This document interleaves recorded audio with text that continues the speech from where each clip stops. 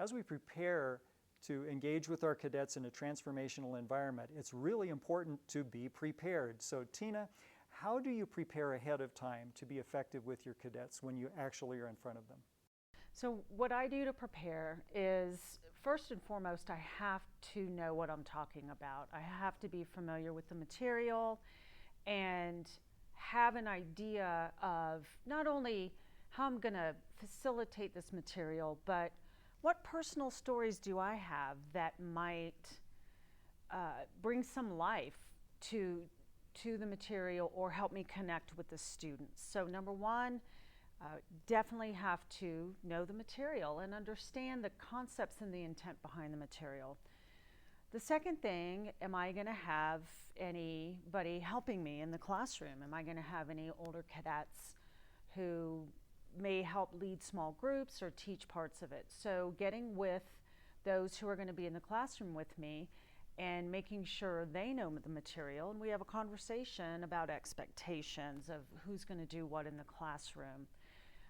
Another important thing, I think we've all been there, when we show up to teach and suddenly the projector's not working or the sound's not working. So I want to make sure I can find the venue I'm going to be in, get to the room, go into the room, set up all my equipment, go through my PowerPoint, check the volume, make sure that's working, make sure the room's in the configuration that I want, make sure I can get into the room. I've shown up to rooms where the room's been locked.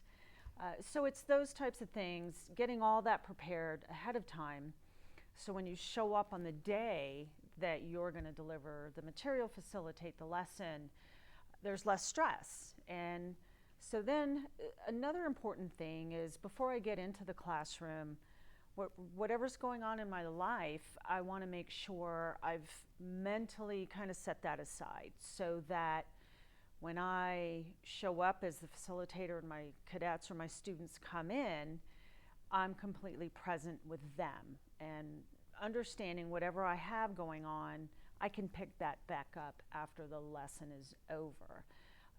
And that's being present and purposeful with the lesson.